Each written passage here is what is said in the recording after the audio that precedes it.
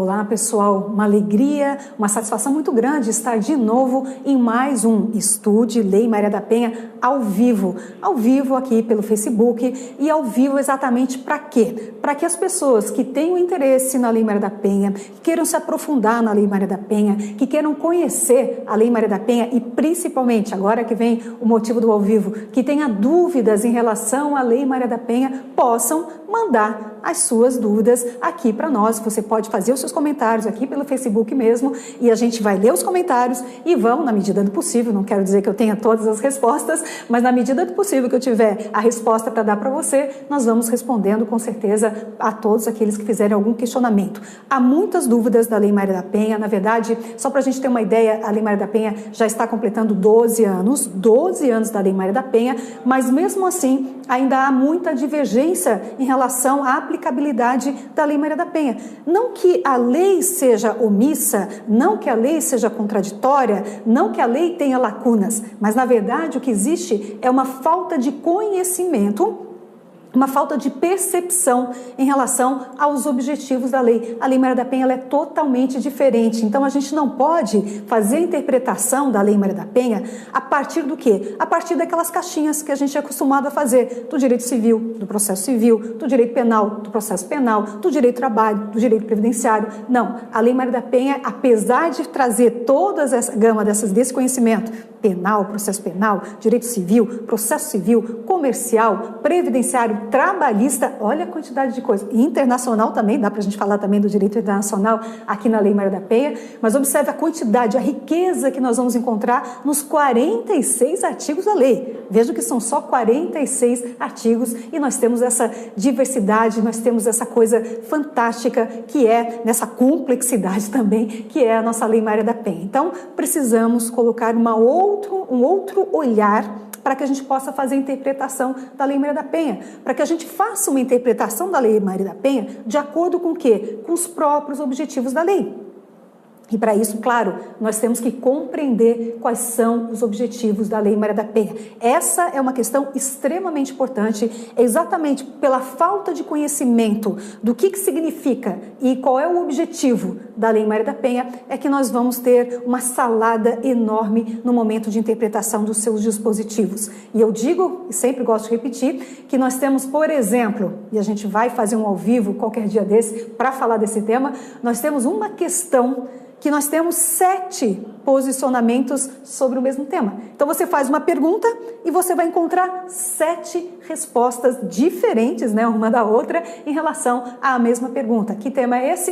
É um tema básico na aplicação da Lei Maria da Penha, que vai fazer a seguinte pergunta: qual é o recurso que deve ser interposto no caso de concessão de uma medida protetiva de urgência? Então você lá, por exemplo, é o advogado do réu, né, numa ação que trata da Lei Maria da Penha. E você é advogado do réu, o réu teve contra si deferida uma medida protetiva de urgência, você quer discordar dessa medida protetiva de urgência e você quer fazer um recurso.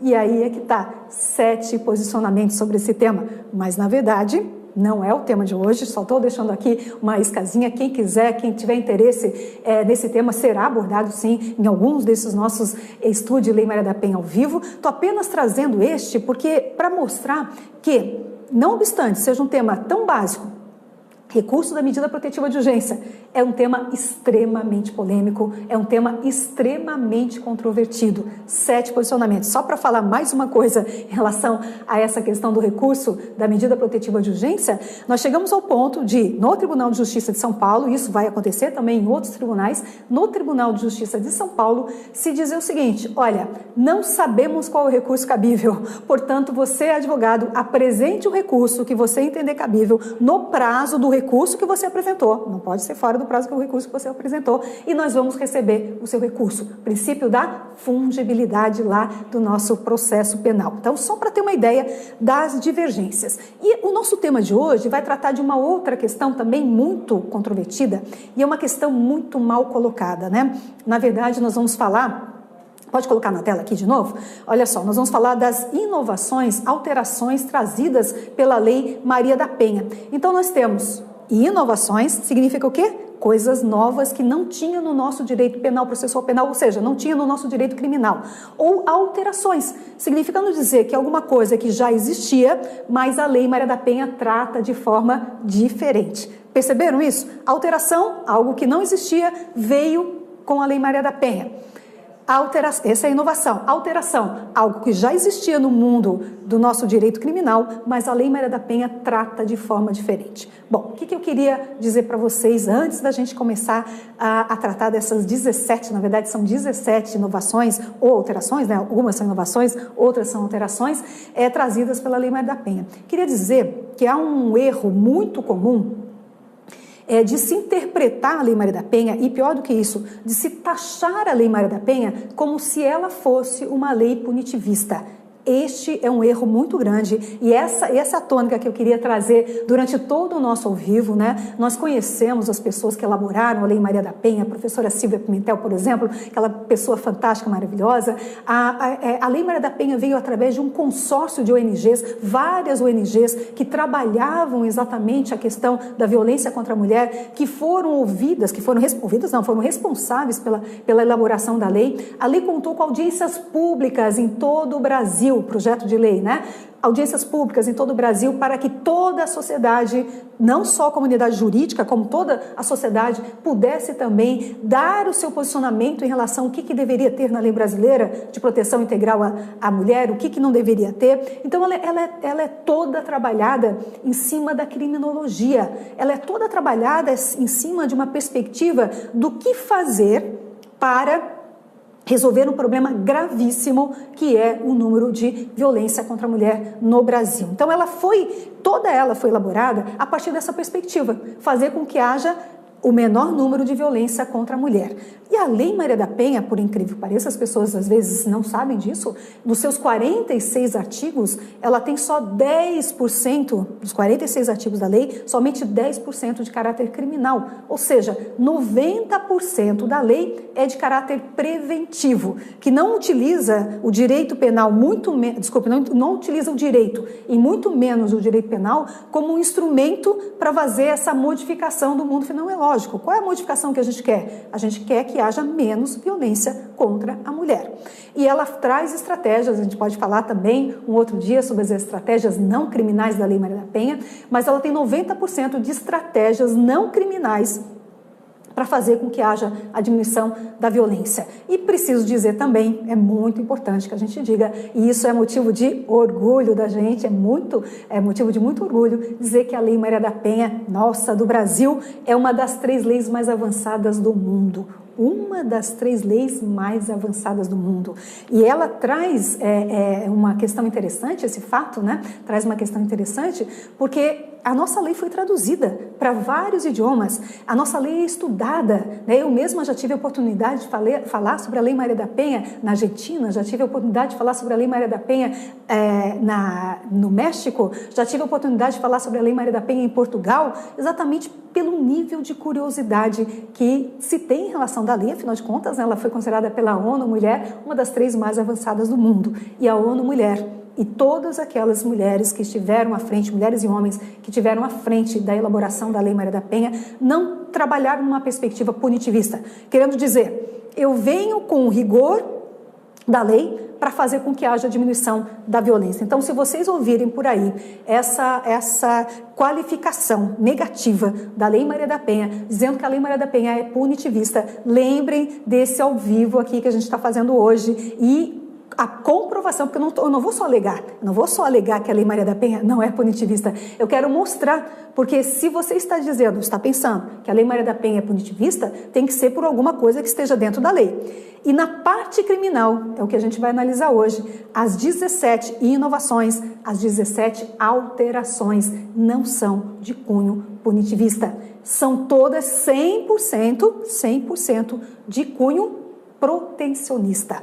Então, é uma lei de proteção à mulher. Não é uma lei que veio com a ideia de que você punindo mais, você vai diminuir a criminalidade, porque as mulheres e homens que estiveram à frente da elaboração da Lei Maria da Penha não tinham essa visão punitivista, não tinham essa visão do direito penal, achando que o direito penal é a solução para todos os problemas. Então, exatamente por uma concepção das ONGs, consórcio de ONGs, que estiveram à frente na elaboração da Lei Maria da Penha, nós já podemos dizer isso. Mas mais do que isso, a gente pode dizer mostrando que as inovações ou as alterações da Lei Maria da Penha, trazidas pela Lei Maria da Penha, não tem cunho punitivista.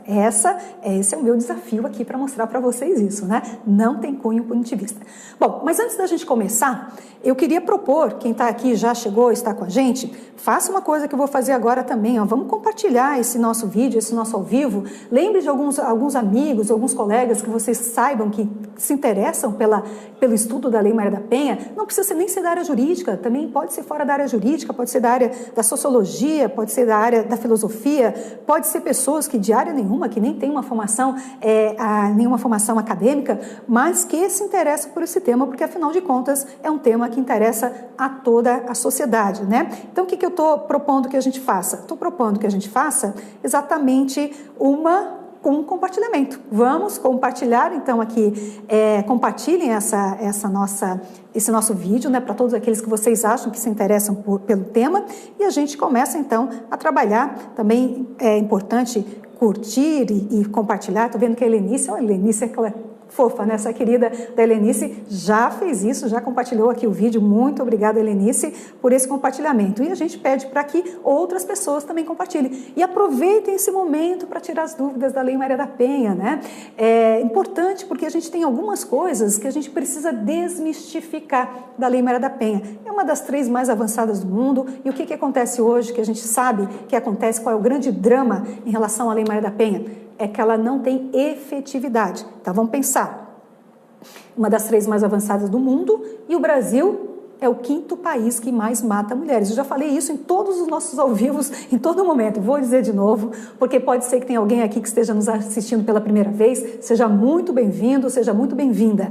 Mas o fato é que, quando a gente traz esse dado, que o Brasil é o 5º país que mais mata, e contextualiza, dizendo, poxa, mas nós temos uma das 3 leis mais avançadas do mundo, e o Brasil é o 5º que mais mata, claro que a gente sabe que alguma coisa não está funcionando aí nessa interregno aqui, né? Entre a elaboração da Lei Maria da Penha e a aplicação da Lei Maria da Penha, nós estamos vivenciando um gap muito grande, uma defasagem muito grande. Então, entre o que está escrito na lei e o que está acontecendo no mundo jurídico, seja nas delegacias de polícia, seja nas defensorias públicas, seja nos ministérios públicos, seja na advocacia, seja no Poder Judiciário, nas defensorias públicas, já falei, então, em qualquer âmbito, qualquer área em que a Lei Maria da Penha é chamada a atuar, nós vemos que existe um problema muito grande de falta de conhecimento da própria lei.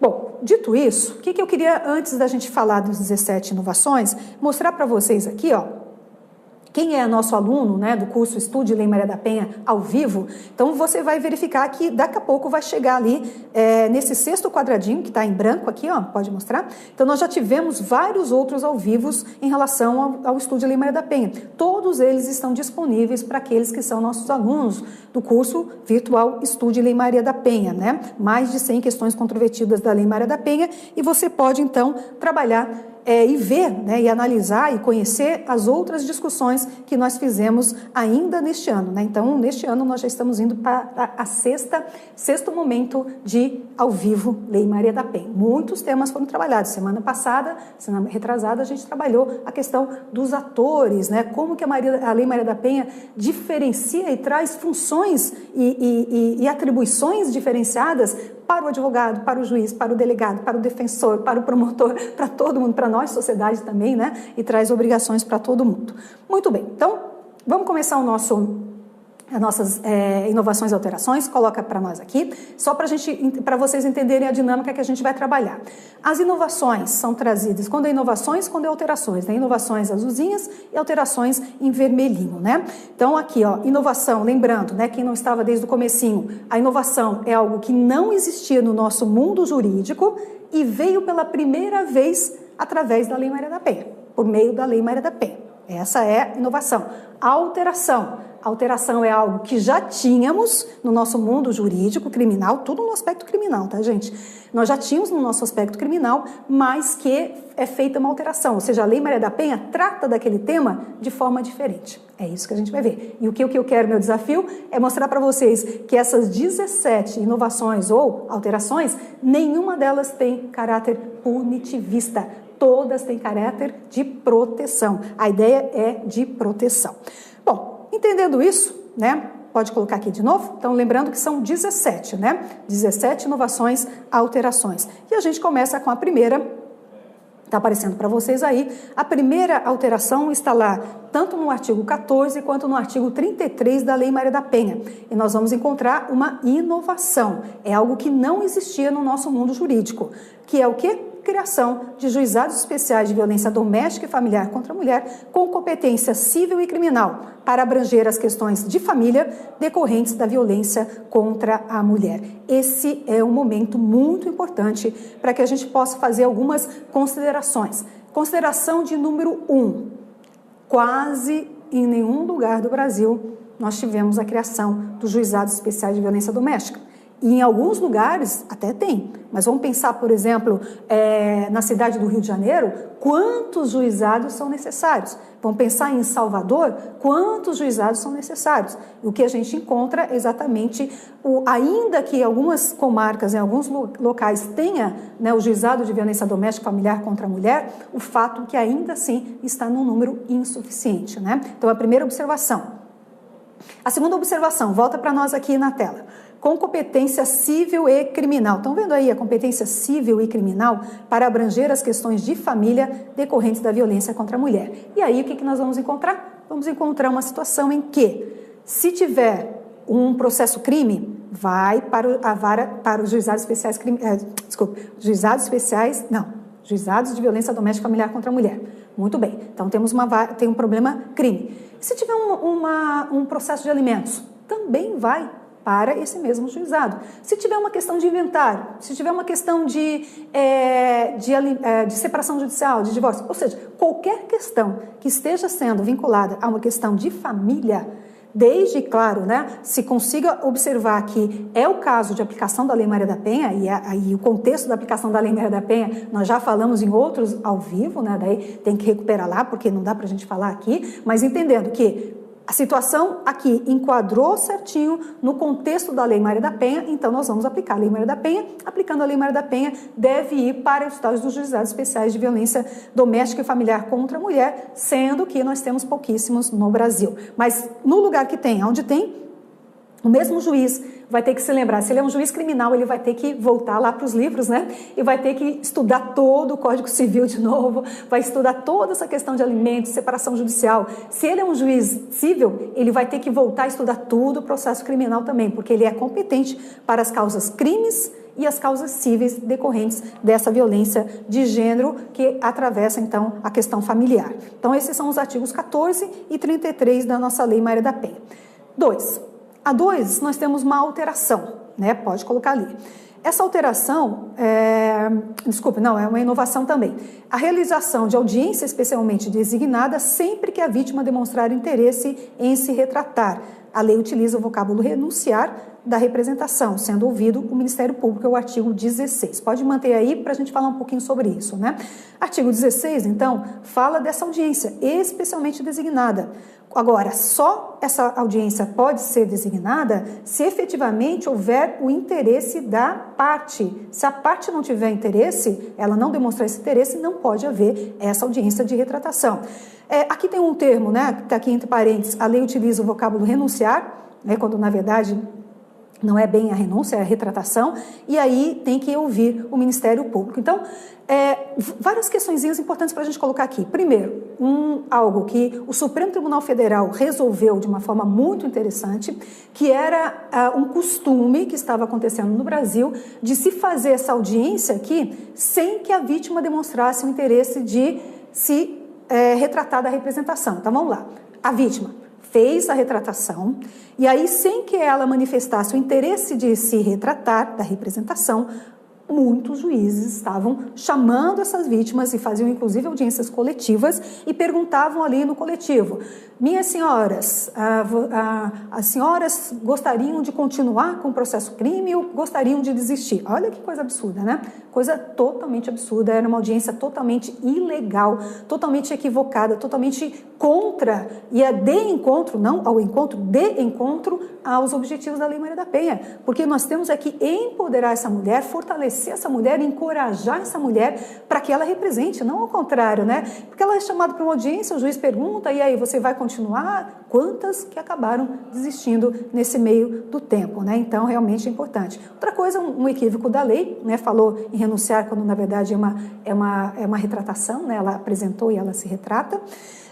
E importante que, mesmo que ela tenha manifestado o interesse de retratar, olha que interessante isso, ela manifestou o interesse de retratar, fez essa audiência, ela continua com firme propósito de se retratar, mesmo assim, o promotor de justiça tem que ser ouvido. E ele vai ser ouvido para que ele possa verificar se realmente essa retratação ela está isenta de qualquer espécie de coação, para verificar se realmente é a vontade legítima e voluntária da vítima, para verificar se não tem algum fator acontecendo na vida dela que, na verdade, aquela retratação não corresponde aos seus anseios internos, certo? Então, precisa ser ouvido o Ministério Público aqui para tirar limpo mesmo se ela quer se retratar. Bom, agora a gente vai para uma alteração, né? Então, aqui nós vamos encontrar a terceira, pode colocar ali para a gente ver. A retratação, chamada de renúncia pela lei da representação, poderá ocorrer até o recebimento da denúncia, diferentemente do que prevê o Código de Processo Penal, cujo prazo é até o oferecimento da denúncia. Então, a gente faz aqui a referência ao artigo 25 do Código de Processo Penal, que fala que a representação será irretratável depois de oferecida a denúncia. Perceberam aqui a diferença? Então, quando você vai olhar que o Código de Processo Penal fala até o oferecimento da denúncia, né? Aliás, fala até depois de oferecida a denúncia, e aqui nós temos recebimento da denúncia. Vamos lembrar o rito processual. Então, é feita a denúncia, oferecida a denúncia pelo promotor de justiça, e depois é que tem um momento em que o juiz vai receber a denúncia. Nos processos, em geral, é depois de oferecida a denúncia, ou seja, quando o promotor de justiça ofereceu essa denúncia, não pode mais retratar. Ela é irretratável depois deste momento. O promotor de justiça ofereceu a denúncia, morreu essa possibilidade para a vítima. Diferentemente do que acontece na Lei Maria da Penha, é estendido o prazo, vai até o recebimento da denúncia, que é o momento posterior, né, ao oferecimento. O promotor de justiça oferece e o juiz recebe ou não recebe essa denúncia. Vamos imaginar que o juiz recebeu essa denúncia, até esse recebimento ela pode se retratar aqui, né, tranquilamente, conforme diz a Lei Maria da Penha. Então, houve uma alteração. Regra geral é até o oferecimento da denúncia, para a Lei Maria da Penha é até o recebimento pelo juiz da denúncia, entenderam? Isso parece que não é nada, mas a depender da comarca que a gente esteja analisando, pode, entre esse momento processual do oferecimento da denúncia até o momento processual do recebimento da denúncia, pode 1 ano, 2 anos, pode acontecer isso dependendo da comarca que a gente esteja analisando. E isso, então, é a previsão também do artigo 16, conforme a gente viu anteriormente.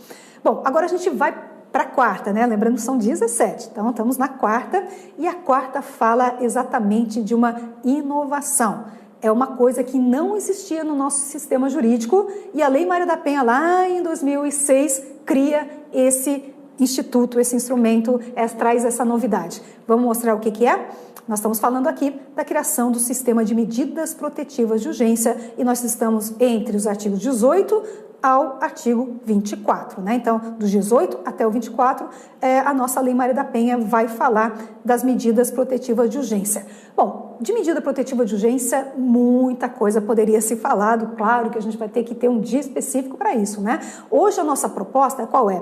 É apresentar quais são as inovações, alterações da lei com um objetivo muito específico. O objetivo é de tirar aquela ideia de que a Lei Maria da Penha está trazendo mais punitivismo, quando a Lei Maria da Penha ela traz mais protecionismo. Ela é uma lei protetiva dos direitos das mulheres, exatamente por quê? Porque nós temos, sim, um histórico de violência contra a mulher absurdo no nosso país. O Brasil é o 5º país que mais mata, como eu falava anteriormente.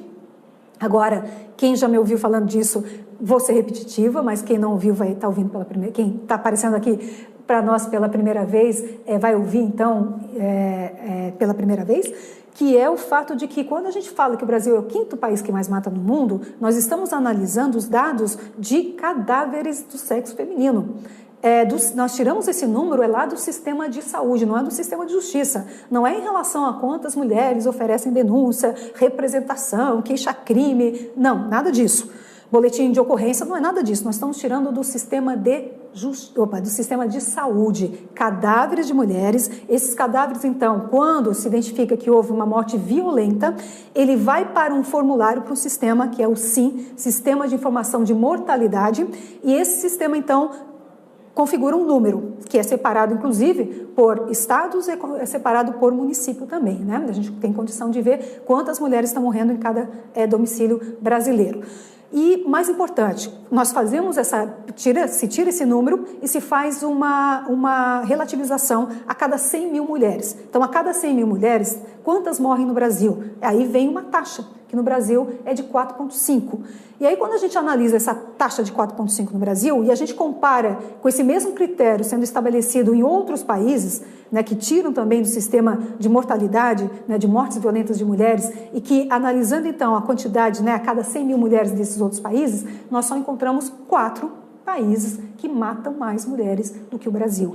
E aí, se a gente parar para pensar que esse número já é absurdo, mas imaginar que, antes de morrer, nós temos também um número enorme de tentativas de homicídio, porque nós estamos configurando só os homicídios consumados. Temos ainda para configurar as tentativas de homicídio. E o que não configurou tentativa de homicídio, imagina a questão da violência, né? Então, nós temos muita violência no Brasil, com certeza, porque a gente sabe que, para chegar ao óbito, não foi uma primeira violência. Normalmente, nós temos ali um ciclo de violência que vai acontecer na vida do casal por 9, 10 anos. E quanto mais demora, né, quanto mais acontece esse ciclo da violência na vida do casal, mais a violência se torna mais violenta, desculpando aqui o trocadilho, né? Mas a violência mais violenta é o que vai acontecer, violência mais intensa. Cada ciclo que se fecha, recomeça de novo e a violência é maior, até que venha isso que a gente chama de morte evitável, que é o feminicídio, né? Bom, deixa eu dar uma olhadinha aqui para ver se alguém já fez alguma pergunta, se tem alguma questão para a gente aproveitar. A nossa Rita Vieira, nossa aluna do curso Estude Lei Maria da Penha, já está aqui se manifestando. Sempre muito bom, Rita, te ver por aqui.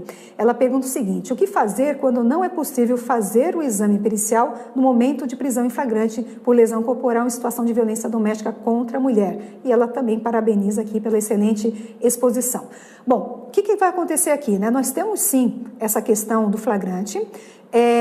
Agora, o que nós... Opa, era outra pergunta aqui. A questão da prisão em flagrante, a questão da lesão corporal, é muito importante esse documento. Só que a Lei Maria da Penha traz uma novidade, que é o prontuário médico, que é aquele que é feito lá no hospital, se tiver um prontuário médico, né?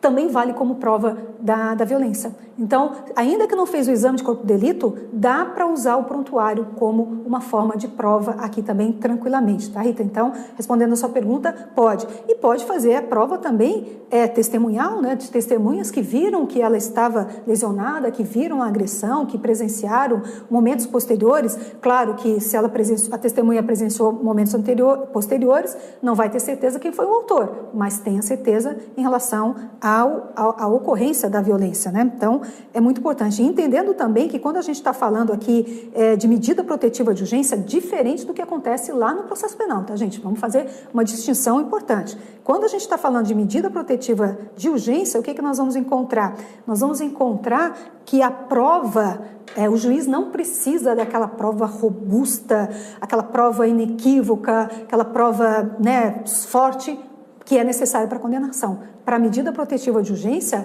o que vai acontecer é o seguinte, tendo indícios, né, um pouquinho que seja de indício, o juiz já pode decretar a medida protetiva de urgência. Por que isso?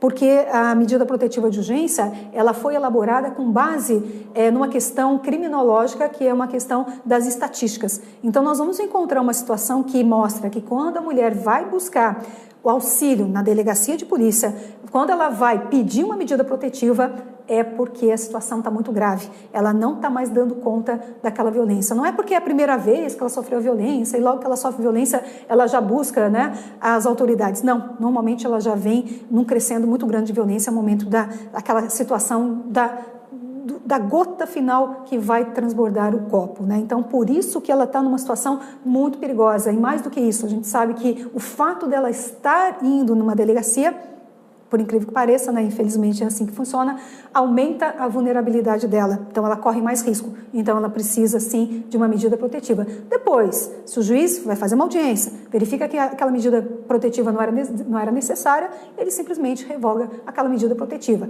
Agora, o que não pode é ela ser necessária, não ser deferida e a mulher vir a sofrer mais violência e, o pior de tudo, em muitos casos, vir a óbito, né? Então, essa que é a conta que se faz neste momento. E a Rita tinha uma outra pergunta aqui também para eu ver. Ó. A Rita perguntou também, o que fazer no momento... Ah, não, essa era que eu já entreguei. Ah, não, tá aqui. O que fazer no momento do flagrante quando o caso é entregue pela autoridade policial e a mulher e o homem estão lesionados? Prender somente o homem? Bom, então o que nós vamos encontrar esse tema, né? Das lesões recíprocas. Pode acontecer as lesões recíprocas? Pode acontecer. Agora, de novo, a estatística vai trazer para nós uma informação de que normalmente...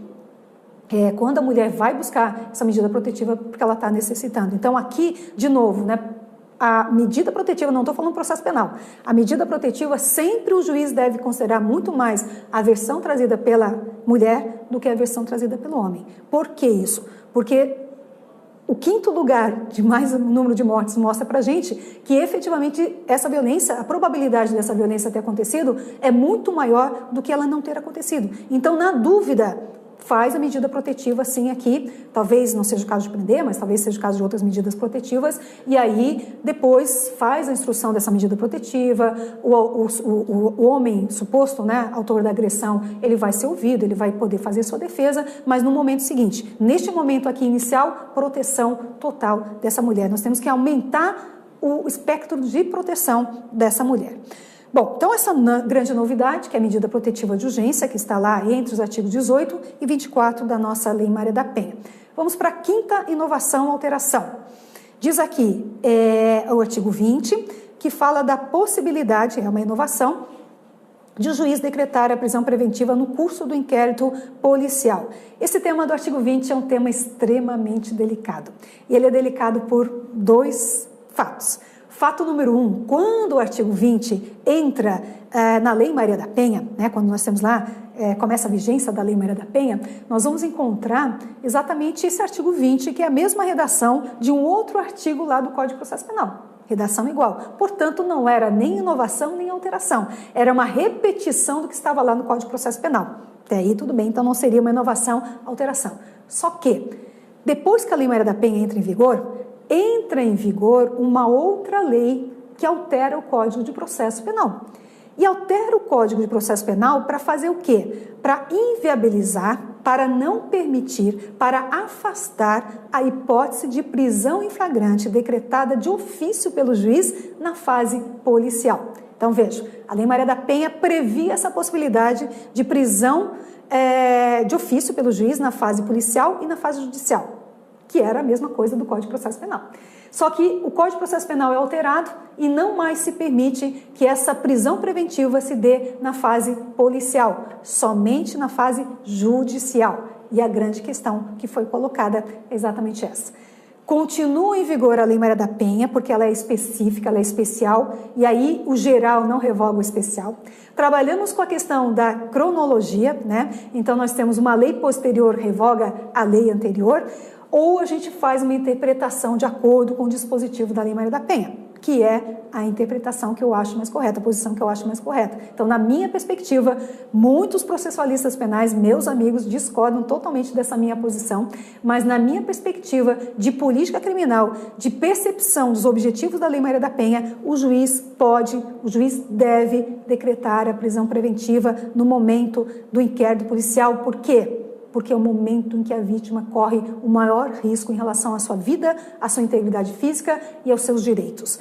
Este é o momento mais crucial para ela, quando ela sofre a violência e ela vai a juízo, ela vai na delegacia normalmente, né? Vai à delegacia e vai pedir medida protetiva de urgência. Este momento, ela já era vulnerável e ela torna-se mais vulnerável ainda, né? Então, a prisão preventiva aqui é uma medida protetiva, vamos só lembrar, prisão preventiva para a Lei Maria da Penha é uma das espécies de medida protetiva de urgência. E o próprio nome diz, medida de proteção que tem que ser feita de forma urgente. Então não dá para o juiz esperar o processo judicial para lá no processo judicial, eventualmente, talvez, quiçá, decretar uma prisão preventiva de ofício. Não, o juiz vai decretar essa medida protetiva imediatamente, né? A prisão, se entender que há adequação, necessidade e proporcionalidade. Claro, né, o juiz vai ter que fazer um embasamento jurídico dessa necessidade dessa prisão. E entendendo, então, que ela se faz necessária, o juiz decreta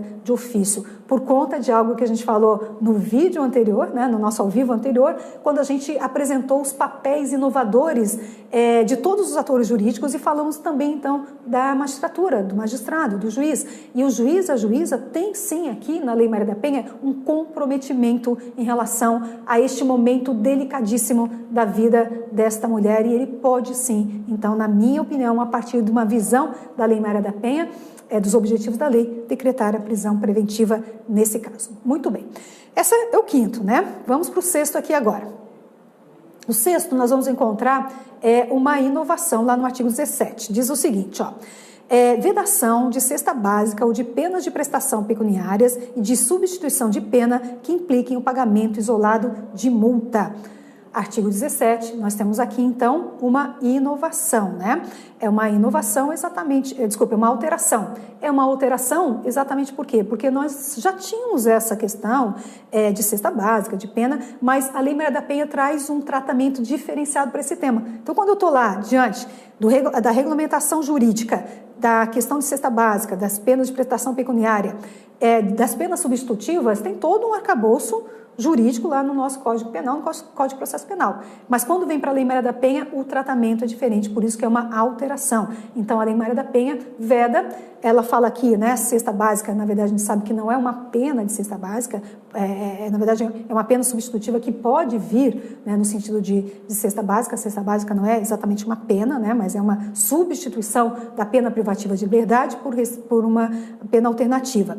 Bom, e não permite também o pagamento isolado de multa. E para a gente entender isso, é porque a nossa Lei Maria da Penha quis ser mais punitivista aqui, então proibiu a substituição de pena, proibiu o pagamento isolado de multa? Não, na verdade, de novo, é por um sentido protecionista, né? O sentido protecionista para evitar exatamente o quê?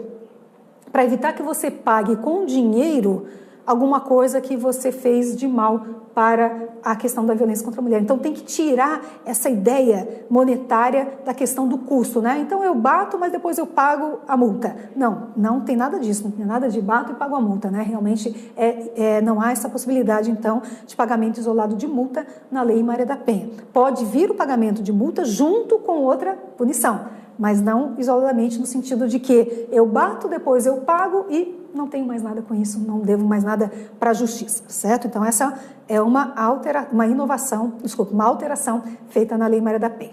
Agora, a gente vai para mais uma inovação, que estamos agora no artigo 21 da Lei Maria da Penha, e o 21 diz assim: notificação da agredida de todos os atos processuais relativos ao agressor, especialmente os pertinentes à sua saída e ingresso no sistema prisional. Esse é muito importante. De novo, né? Traz uma proteção maior para a mulher. E traz essa proteção maior para a mulher baseado no quê? Baseado no fato de que ele estava preso, ela estava, né, transitando por todos os lugares, aliviada, tranquila e tal. Na medida em que ele é solto, ela precisa se preocupar. E, de fato, precisa se preocupar. Na medida em que, e ao contrário também, né, que ela poderia estar presa, opa, só deixa eu fazer uma coisa aqui, gente. E ela vai podendo, também não só nos casos em que ela está presa, desculpe, que ele está preso, como também nos casos em que ele foi preso. Então, ele estava preso, foi solto, e também ela sabia que ele foi preso, porque senão ela está lá toda preocupada em não sair de casa, em não ir no mercado, e não ir para o trabalho, não sei o que e tal, e ele está preso. Quer dizer, ela pode, então, respirar um pouco mais aliviada nesse momento, né? Então, temos aqui esse artigo 21, que vai trazer exatamente essa questão para nós, né? Vou dar uma olhadinha aqui nesse meio tempo, para ver se a gente tem mais alguma questão, senão a gente prossegue aqui nas nossas análises.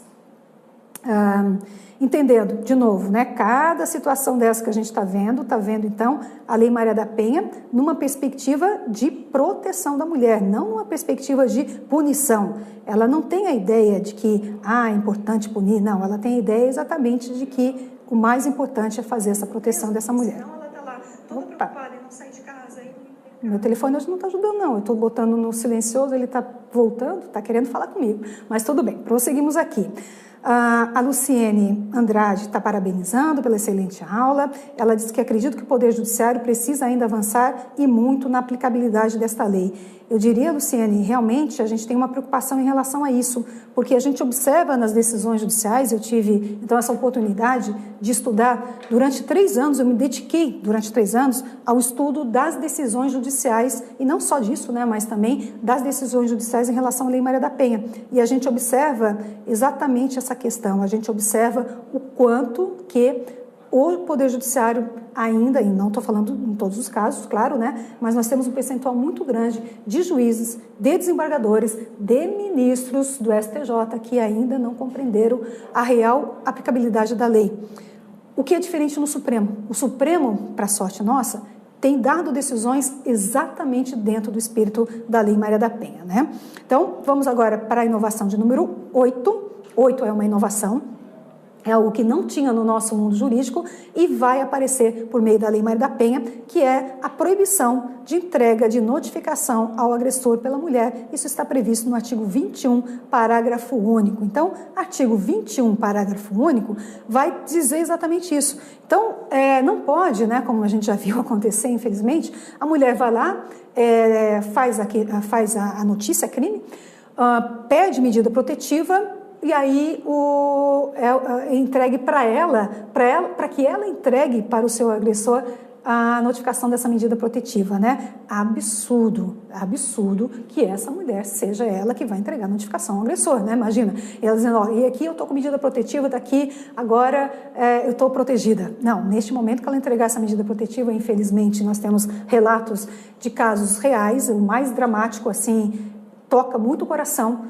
É uma situação em que não foi ela que foi entregar, não, né? Mas assim que ele recebeu a notificação da medida protetiva, ele fez a mulher engolir os papéis que estavam na medida protetiva. Quer dizer, é uma coisa assim de uma violência absurda. Não estou falando isso que acontece em todos os momentos, não estou falando que isso acontece em todos os lugares, mas eu estou falando que a gente tem relatos, e não é o único, relatos em que depois, ato contínuo, a notificação, que não foi feita pela mulher não, tá? Não foi feita pela mulher, do oficial de justiça, dessa medida provisória, ele vai ao encalço da mulher e faz picadinho da medida protetiva e faz essa mulher engolir essa medida protetiva num ato assim de violência que até fica difícil de eu falar, né? Me choca demais isso. Bom, tomando aqui um pouquinho de ar e prosseguindo aqui no nosso assunto, vamos para 9. 9 também é uma inovação da Lei Maria da Penha.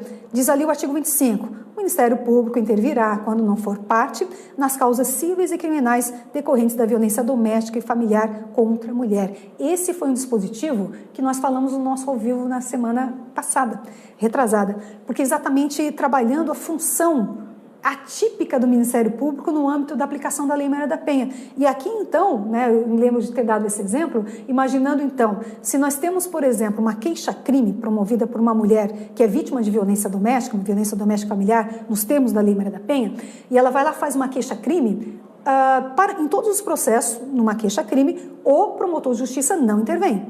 correto? Se você vai lá no Código de Processo Penal, você não vê essa obrigação do promotor de justiça intervir numa queixa-crime, numa ação penal pública, uma ação penal exclusivamente privada. Você não encontra a figura do Ministério Público. Na Lei Maria da Penha, ele vai sim ter que atuar. Então, essa é uma modificação. Mais detalhes, vide o vídeo anterior. 10 nós temos mais uma inovação. Vamos ver juntos.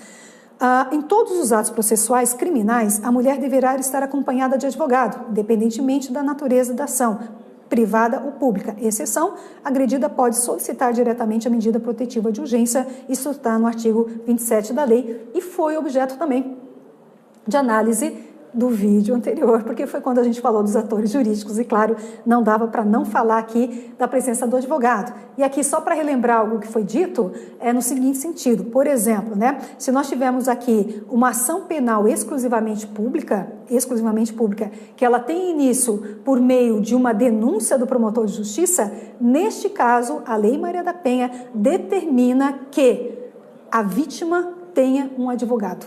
E se ela não puder ter advogado, a defensoria, ou se não tiver defensor o suficiente, aí sim assistência judiciária gratuita para o caso dela não ter condições de pagar por esse advogado, Então, é um advogado que vai assistir a vítima, porque a gente não encontra isso, Imagina, a gente tem um advogado do réu. Agora, em que situação? E não estamos falando do assistente de acusação, não. Em que situação que a gente tem a vítima sendo objeto aqui de proteção por meio de um advogado, Esse advogado, então, tem uma função de esclarecer para a vítima seus direitos, de esclarecer para a vítima cada passo dela, quais são as consequências, e aí tem toda uma forma de fazer com que essa vítima se sinta mais protegida, se sinta mais acolhida, se sinta mais fortalecida, porque realmente é muito difícil essas questões de violência contra a mulher.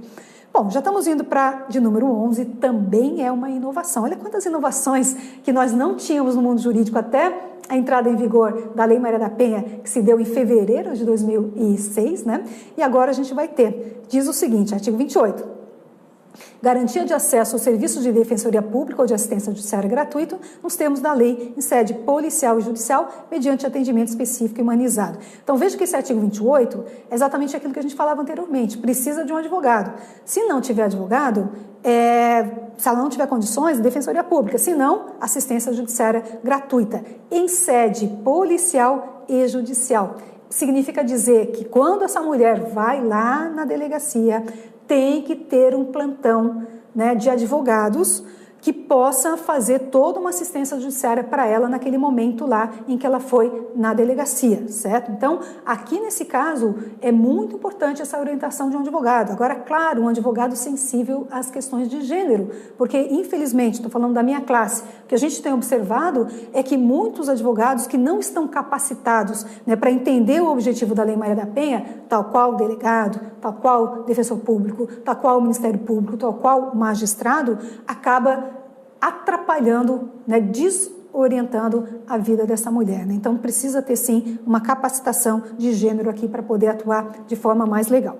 Número 12, nós temos também uma inovação, e aqui nós vamos encontrar dois artigos, artigo 29 e 32, que vai dizer o seguinte, possibilidade de atuação de equipe multidisciplinar, que são aqueles profissionais especializados nas áreas psicossocial, jurídica e de saúde, com funções, dentre outras, de fornecer laudos, desenvolver trabalho de orientação, encaminhamento, prevenção e outras medidas voltados para a ofendida, o agressor e os familiares, com especial atenção às crianças e aos adolescentes. Esse é um dispositivo extremamente importante, quer dizer, dois dispositivos, Artigo 29 e artigo 32 da nossa Lei Maria da Penha. Por quê? Porque aqui a Lei Maria da Penha traz um recorte para nós importantíssimo, em que há uma preocupação não só com a questão da violência contra a mulher, mas também precisa de equipe multidisciplinar em relação ao agressor. E aí a gente vê em muitas comarcas, em muitos estados, se organizando para trabalhar com grupos de reflexão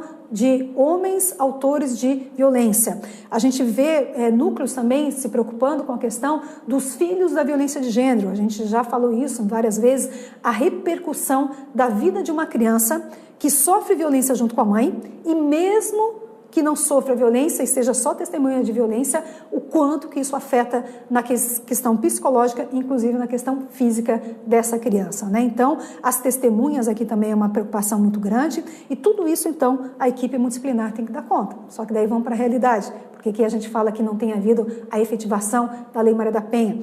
Normalmente, quando você tem juizado especial de violência doméstica e familiar contra a mulher, você até que tem uma equipe disciplinar, às vezes desfocada, mas tem. Só que, e os lugares em que você vai... vamos lembrar, né, que a própria lei diz também que quando você não tem o juizado especial criminal, o juizado especial de violência doméstica e familiar contra a mulher, é o juiz da vara criminal que vai ser competente civil e criminalmente para trabalhar todas as questões que digam respeito à violência de gênero. E aí é claro que esse juiz, essa vara, essa comarca, né, não vai ter essa equipe tão importante que é a equipe multidisciplinar.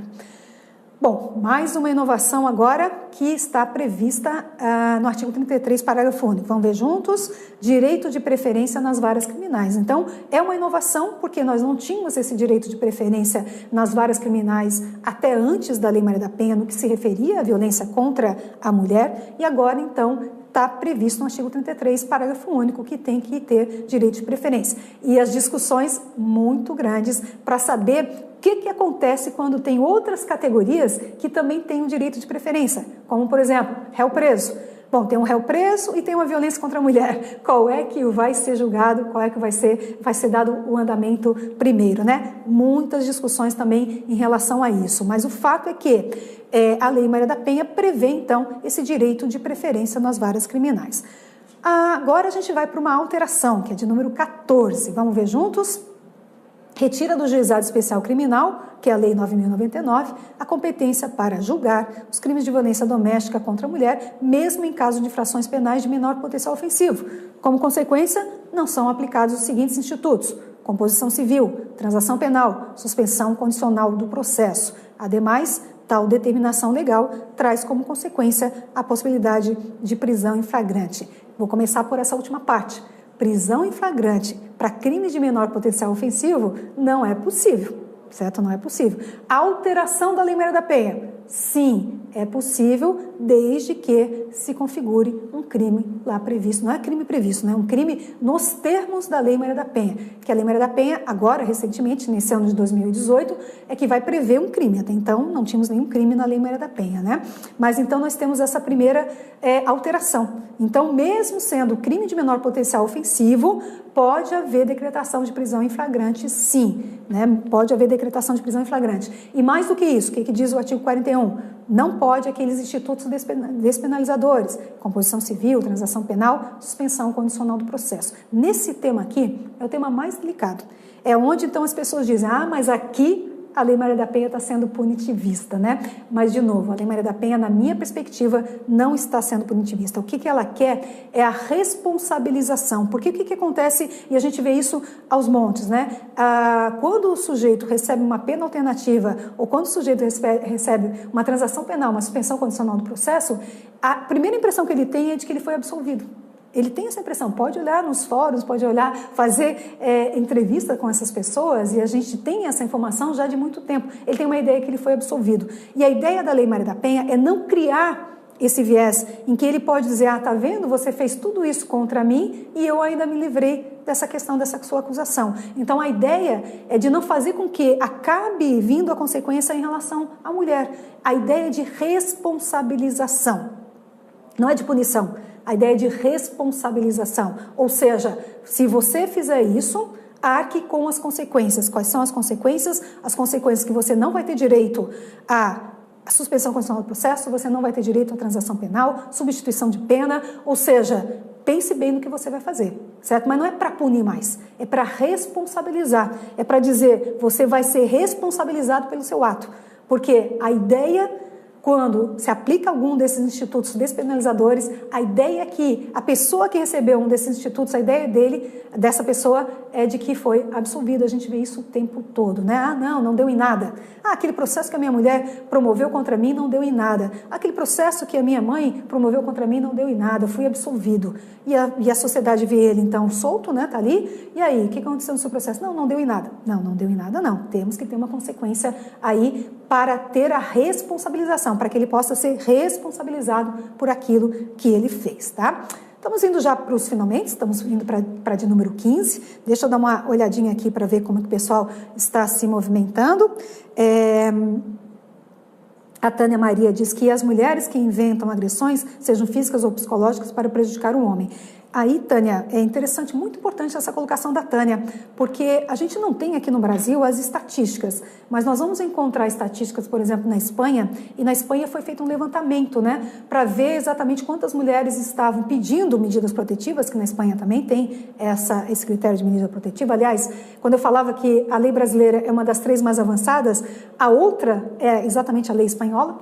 E se fez um levantamento e se chegou a uma conclusão de que sim, tinha mulheres que mentiam para ter benefícios em relação à Lei Maria da Penha espanhola, que é a Lei de Proteção Integral às Mulheres. Só que o levantamento demonstrou que tinha 0,4% das mulheres que comprovadamente mentiram nesse momento. E aí que vem a questão muito importante, porque as estatísticas, eu volto para essa questão, eu agradeço bastante a Tânia por ter feito essa observação, porque as estatísticas, Tânia, vão mostrar para nós que as mulheres estão morrendo.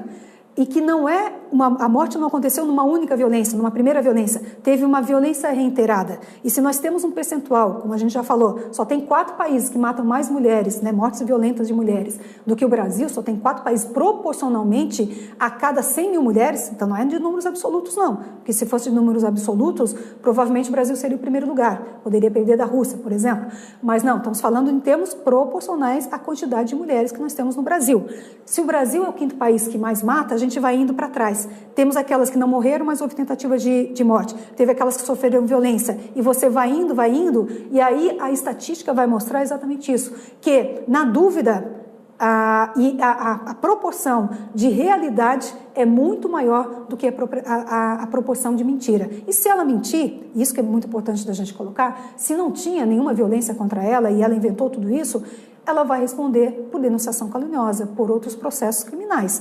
O problema é quando, efetivamente, ela estava falando a verdade, ela não foi levada a sério, estava falando a verdade e ela acaba sofrendo uma violência e muitas das vezes vindo a óbito, né? Tem um caso bastante recente em que o juiz não decretou a medida protetiva de urgência e depois ele veio a público para dizer o seguinte: olha, me desculpe, eu não tenho bola de cristal. O juiz está corretíssimo, ele não tem bola de cristal. E exatamente por não ter bola de cristal, você tem que trabalhar com estatística. E a estatística aqui vai dizer para nós que quando ela tem a coragem de ir na delegacia, de fazer essa notícia crime, é porque o negócio já entortou, o caldo já entortou muito, né? Não é uma violênciazinha, não é uma coisinha que ela vai lá. Isso a estatística vai mostrar para nós, os dados vão mostrar para nós. E muitas vezes acontece exatamente dessa mulher mentir, mas ela vai mentir numa situação diferente. Num primeiro momento ela falou a verdade, disse que houve a violência, quando ela é chamada em juízo, aí ela muda de opinião, ela muda de versão e ela diz: não, eu caí da escada, não, eu me auto-lesionei porque eu estava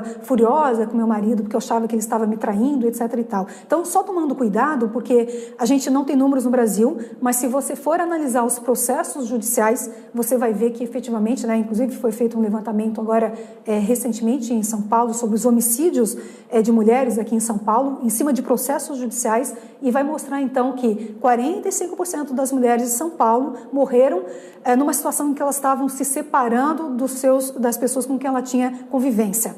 E 33% morreram exatamente em razão de ciúmes, e naquela situação de posse da vida e do corpo da mulher, aquela situação toda. Então, nós temos aí 70 e poucos por cento, quase 80% de mortes de mulheres em São Paulo, agora analisando os processos judiciais, por conta dessa causa, que são exatamente os feminicídios, né? Então, na verdade, as mulheres estão morrendo, sim, na verdade, as mulheres estão, sim, sofrendo violência, e a verdade é que uma minoria tem coragem, condições, aparato, perspectivas de ir até a justiça para pedir uma proteção, né? Essa que é a nossa realidade, embora a gente não tenha exatamente os dados em relação a isso.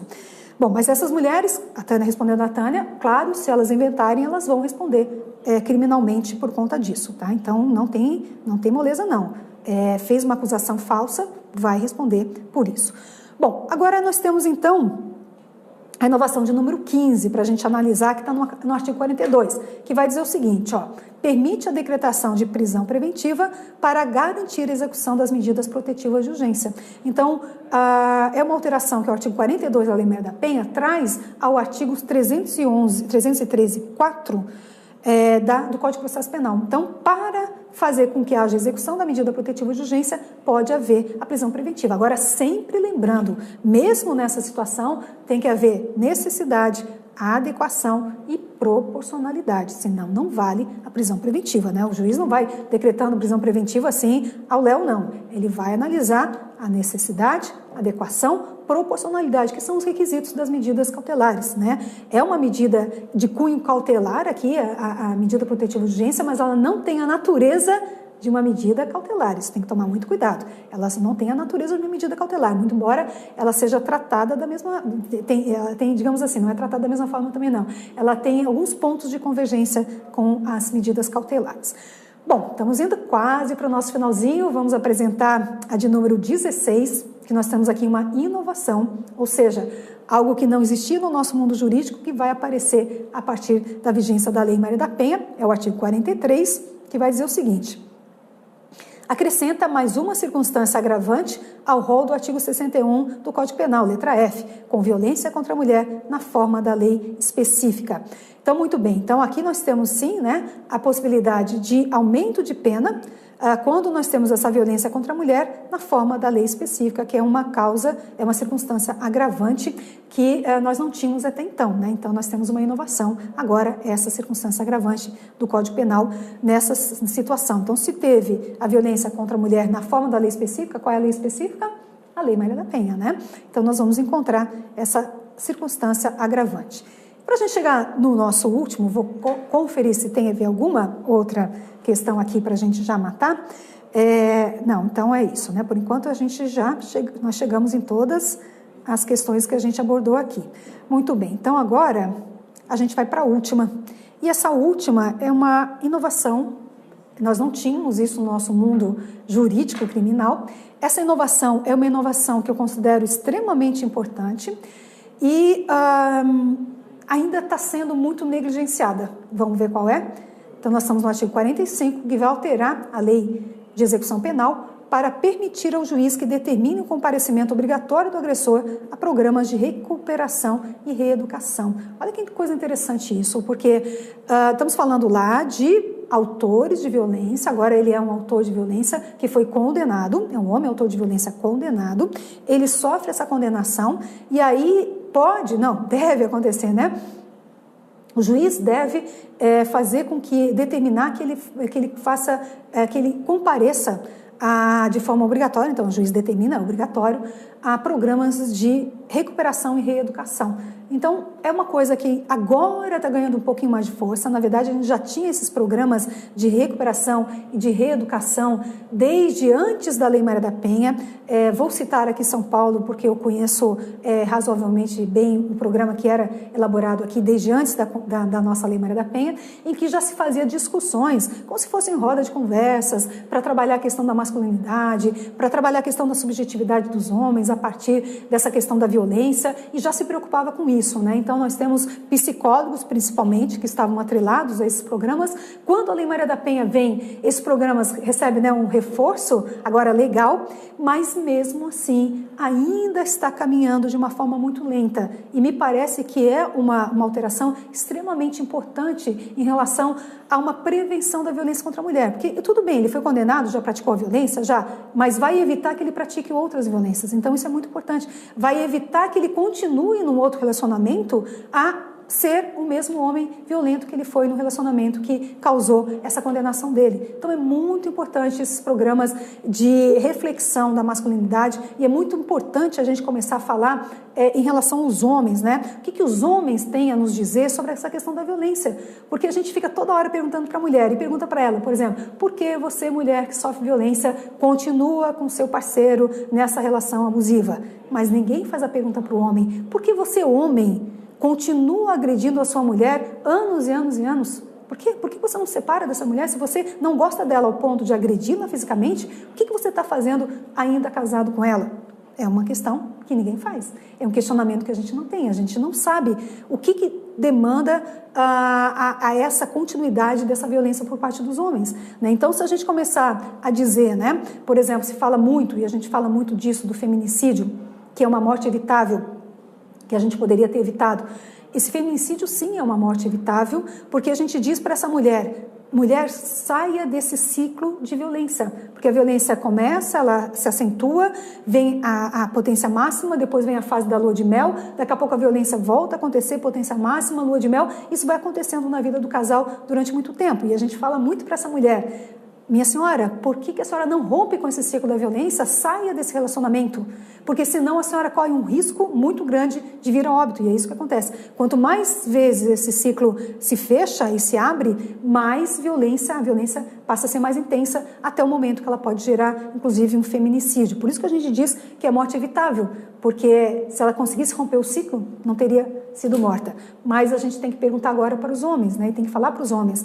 Homens, parem com esse ciclo de violência, parem com essa violência, porque senão você está correndo risco, a gente diz para a mulher, você está correndo risco de ser morta. Agora a gente vai dizer para o homem, você está correndo risco de matar a sua mulher, você está correndo risco de ser preso, você está correndo risco de matar a mãe dos seus filhos, que vão ficar órfão de mãe e órfão de pai, porque você vai ficar preso. Quer dizer, a gente não está falando isso para os homens. A gente não está falando para os homens que esse feminicídio poderia ter sido evitado por eles, né? Pelo próprio homem. A gente fica falando para as mulheres, como sempre, né? Parece que a culpa é da mulher porque ela não saiu do ciclo de violência, quando, na verdade, a culpa é do homem que continuou com esse ciclo de violência. Então, a gente tem que trabalhar muito bem essas questões e, principalmente, não é nem tanto nessa fala de culpabilização, é uma fala de explicação, uma fala de entendimento. Vamos entender que processo é esse, como que ele se dá e como que a gente pode fazer com que o Brasil não seja mais o quinto país que mais mata proporcionalmente mulheres do mundo. Na verdade, é uma lista de 84 países, certo? Bom, viram que a gente tem bastante tema, né? Muitas coisas que a gente acabou falando, que a gente acabou trabalhando, e a Carla Ferreira diz, olhar, se puderem dar dicas para passar em concurso. Olha que coisa interessante, muito interessante essa situação aqui da Carla Ferreira. A Carla, podemos fazer, Carla, um dia especialmente com as questões da Lei Maria da Penha que mais caem em concurso. Aí eu venho um dia especialmente para trazer essas questões e a gente resolver juntos. Está aí uma boa dica, com certeza a gente vai acatar, certo? Bom, neste último momento só me resta agradecer a todos vocês que estiveram aqui nesse nosso ao vivo, a todos que se manifestaram aqui pelos nossos comentários, dizer que a gente está aqui aberto, sim, a qualquer uma outra, sugestão, e dizer para vocês que fiquem atentos até uma próxima oportunidade que nós vamos avisar aí através do Facebook, tá bom? Muito obrigada pela sua presença e até uma próxima.